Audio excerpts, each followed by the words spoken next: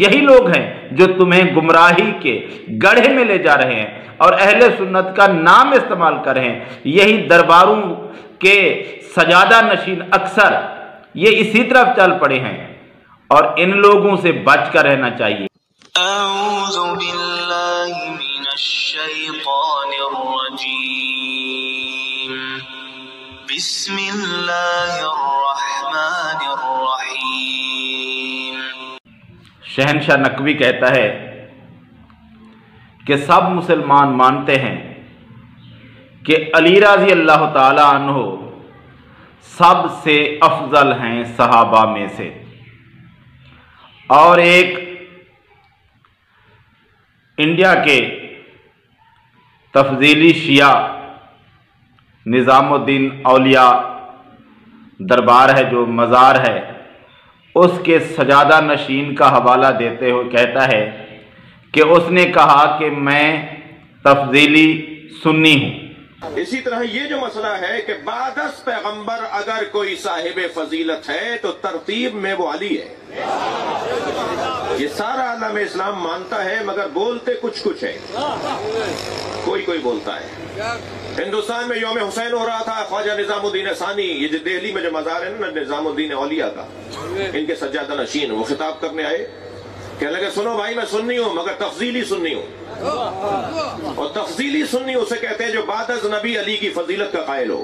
حالانکہ تفضیلی سنی کوئی نہیں ہوتا، ہاں کچھ لوگ شیعہ ہو کر صحابہ کو برا بھلا نہیں کہتے بلکہ نہیں سمجھتے، اچھا سمجھتے ہیں، اور جو پہلے شیعہ ہوتے تھے وہ علی رضی اللہ تعالی عنہ کو عثمان رضی اللہ تعالی عنہ پر فضیلت دیتے تھے، ان کو شیعہ کہتے تھے۔ تفضیلی شیعہ وہ تھے، اور دوسرے جو صحابہ کو برا بھلا کہتے تھے ان کو رافضی کہتے تھے، جس طرح کہ آج کل اثنا عشری شیعہ ہیں۔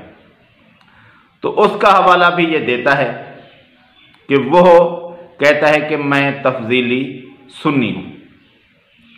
تو تفضیلی سنی کی بابت تو کوئی بات ہے ہی نہیں، تفضیلی سنی نام کا کوئی شخص نہیں ہوتا ہے کوئی تو تفضیلی شیعہ ہوتا ہے، جو کہ پہلے ہوتے تھے کہ وہ عثمان رضی اللہ تعالیٰ عنہ کو علی رضی اللہ تعالیٰ عنہ سے کم درجے کا مانتے تھے، ان کی فضیلت کم مانتے تھے، علی رضی اللہ تعالیٰ عنہ کی زیادہ مانتے تھے۔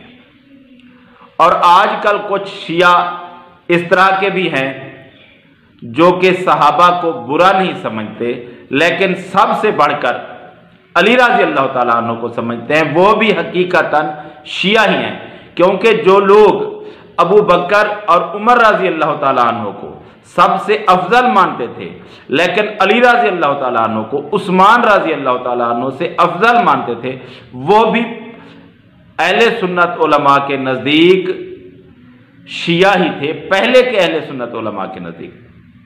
تو یہ کیسے سنی ہو گئے جو علی رضی اللہ تعالیٰ عنہ کو ابو بکر اور عمر رضی اللہ تعالیٰ عنہ سے بھی افضل مانتے ہیں؟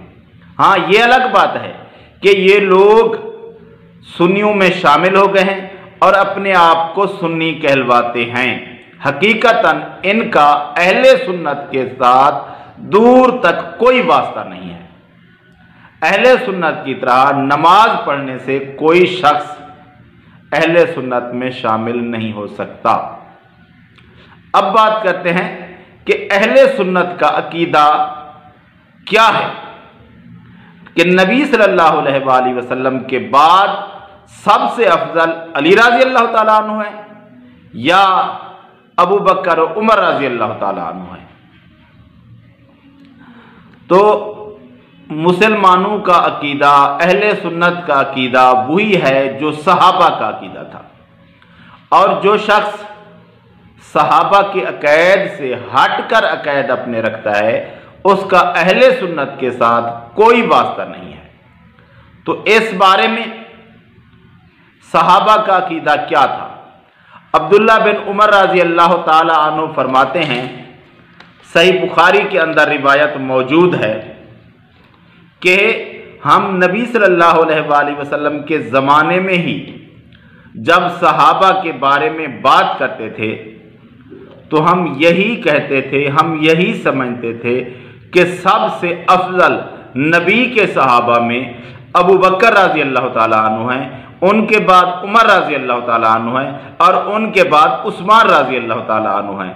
और ये रिवायत सही बुखारी के अंदर 3655 नंबर पर मौजूद है।